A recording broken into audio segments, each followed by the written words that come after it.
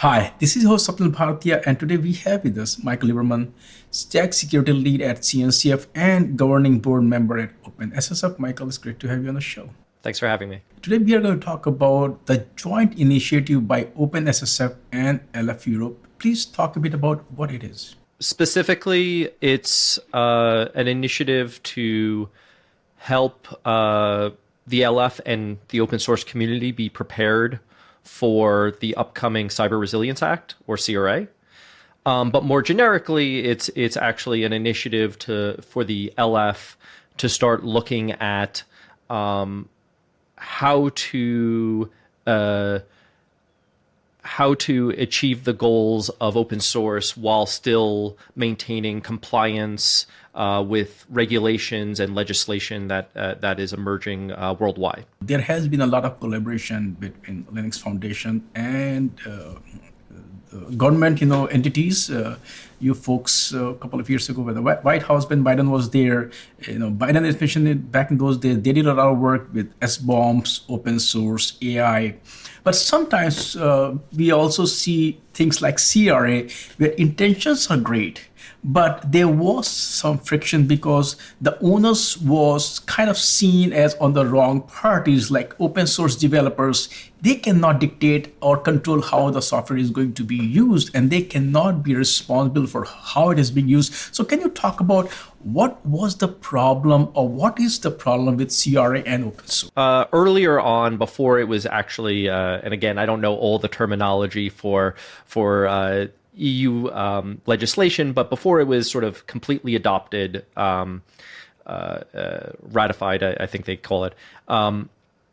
What ended up happening was there was a lot of language in there that was vague, that would have led to potentially an interpretation of it being that an open source maintainer, a person who works on open source on the weekend, being potentially responsible for any sort of compromise or vulnerability in their software, and the liability would be potentially enormous. I think fines are upwards of millions of dollars. And so for, sort of the hobbyist, the person who works on open source where this is not their job, and for that sort of thing, I think a lot of folks were very worried about that. Now that has shifted. Some of that language has been clarified, where now the onus is on the manufacturer. So the company that is using open source and making money off of it, whether or not they're making money off of it by distributing software and selling software to other parties, or whether it's a bank, for example, who has a web application for online banking, the onus now becomes on them to use open source responsibly, to contribute back to the open source community responsibly. Now let's talk about this initiative. What was the urgency? So the urgency behind the initiative is, at the end of this year, there needs to be the EU will be actually adopting some of the technical guidance around this. So this is sort of not full-fledged, thou shalt use this particular open source tool, or you shouldn't use this language, or you shouldn't use this technology, but it's going to be some higher level guidance around you should be using SBOMs to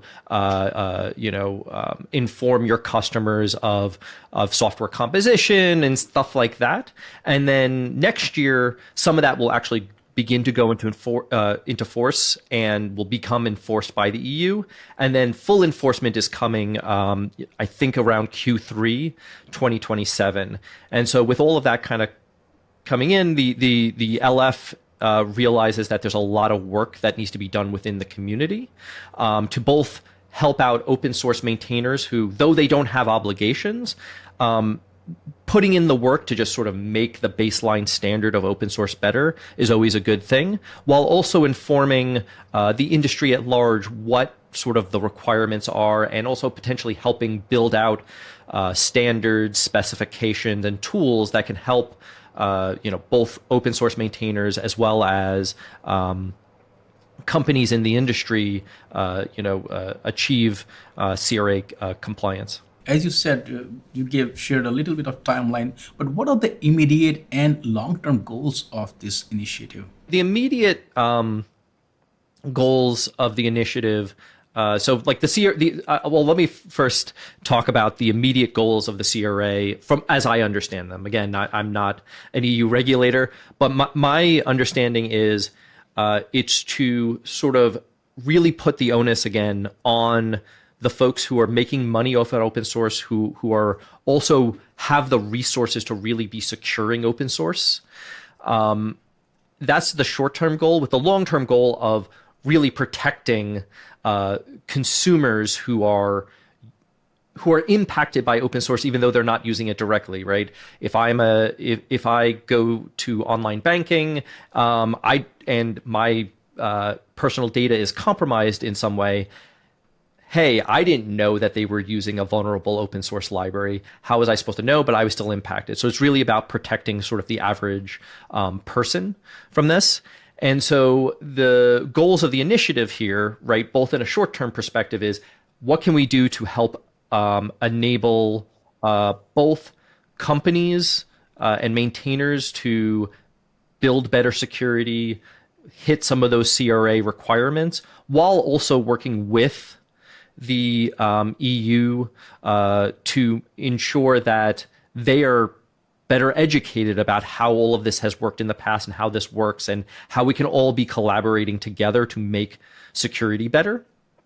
And then the longer term goal for this initiative is actually to kind of keep this running as other legislation emerges from the US, from Asia, from EU. I'm also curious, when we look at this initiative, who are the constituents, who are the stakeholders who will be affected? Of course, we will talk about the public sector, which is making these laws, legislation, but talk about other players who can benefit from this initiative, or who can be part of this initiative. So there's really, the CRA really highlights three personas. There is the persona of the open source maintainer, and that is somebody who's not making money off of open source, or who really isn't making a living off of open source. The exact definition of that is very much up for debate, but the impetus behind it is to make sure that, you know, your average person who's just working on the weekend, developing a library in their free time, or just for the benefit of everybody and not really selling it, doesn't have any sort of obligations against them. And the CRA really makes that clear that, you know, an open source maintainer, you know, who, for example, the XZ situation, right? You had a single maintainer who wasn't doing, you know, who wasn't really making money off of XZ, and hey, it got compromised. You know, with the CRA, they would not be held responsible for that. So that's one persona. The second persona is sort of the manufacturer, which those are the companies that are profiting off on open source or using open source to achieve their business goals. And so it's now the responsibility is on them to ensure that they're doing the right stuff with their software, whether they're distributing software, you know, for example, distributing software in medical devices and in pacemakers, that sort of thing, or whether it's, you know, just using open source to hold on to customer data or something like that.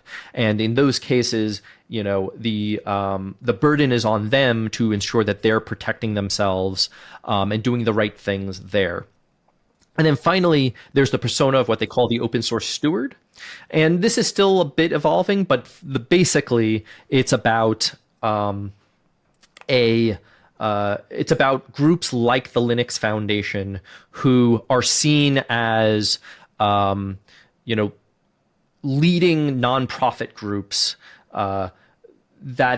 that have the ability to make a big impact on the education in open source, in protecting projects that are underneath its own stewardship and those sorts of things. And so those are really the three groups. And in the various meetings that are part of this initiative, we bring those various groups together. What kind of resources are or will be available for developers? Because those are also at times not the one who have all the infrastructure at their disposal. Of course, companies or even members of Linux Foundation, they have all the resources, they're aware of all the resources, but how should developers who are building these open source technology, they should look at this initiative and how they can benefit and get involved? So there will be a lot of outputs coming out of this initiative. One is most likely we're expecting guidance, white papers, that sort of thing. But in addition to that, we also expect there to be specifications, right? So, for example, OpenSSF has stuff like salsa and underneath, the LF, there's various other specifications like tough and in toto that are focused around security. And we're going to see some of those evolve to potentially meet the newer needs of the CRA. And then we're also looking at tools underneath groups like the OpenSSF and the broader LF umbrella that are security tools that could help developers actually adopt these things without needing to become an expert in the CRA. And some of that might be new tooling, but actually what we're really going to be probably seeing is existing tooling being retrofitted to sort of have some features to help, help meet the requirements of the CRA. And then in addition to that, we have working groups within sort of this global policy work that's happening. And it's all on the OpenSSF calendar for anyone who wants to get involved. And really what's happening is we're pulling people in and we're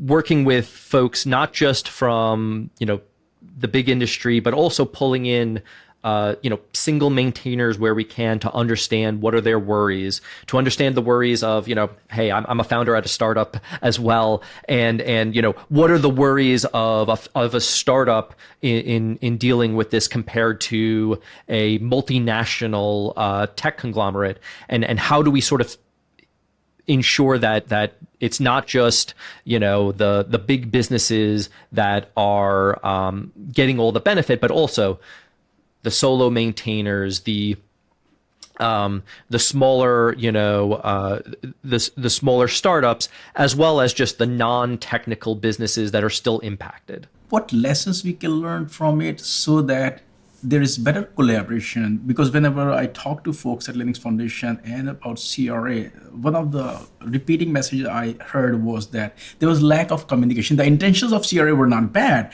but lawmakers, they have great intention, but they don't understand how open source operates. So what lessons we can learn from it for better collaboration and engagement within lawmakers and open source communities? In the future, what I think we'll start to see is more partnerships with some of the foundations that have some of the connections with, for example, EU regulators or other,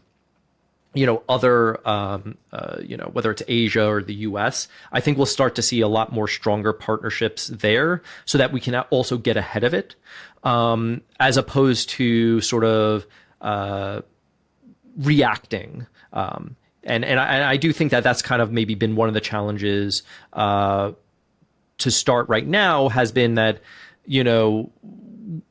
we were maybe reacting a bit as opposed to being a bit more proactive earlier on with our involvement in the CRA. But I think in the future, you'll see kind of us to, partnering more with groups like the Eclipse Foundation and other open source foundations to make sure that we're sort of ahead of it. And then also really putting out more feelers to the general communities to really see how we can kind of, pull them, bring them to the table very, very early on, because we do want to avoid situations like we did see with the CRA where there's actually been multiple open source projects that have shut down because they are scared that the CRA is coming for them, is going to fine them millions of dollars because of a bug in their code or something like that. Even though that's not the case, I think that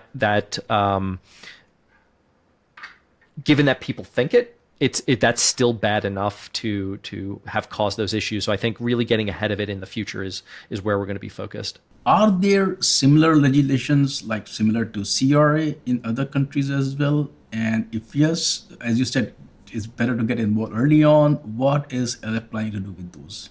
Nothing comes to mind that's really emerging right now. There has been some discussion, I know, in some places in Asia. Like I know Japan has a very big focus on stuff like S-bombs, on software composition, and that sort of thing. And there have been a couple of sort of joint reports from the various sort of intelligence agencies in Asia, in EU, and the US that have developed white papers around AI security and those sorts of things. And I think we will see some of that emerge. Now, again, like I'm not a politician, so I think a lot of it really depends on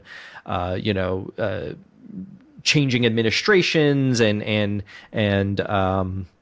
how some of the different governments will kind of move. But I think one of the things that will happen is without these things, I think we will see a couple of major compromises, and that will, I think, push politicians to, I think, create more legislation like this for whatever industry it may be that is related to sort of tech.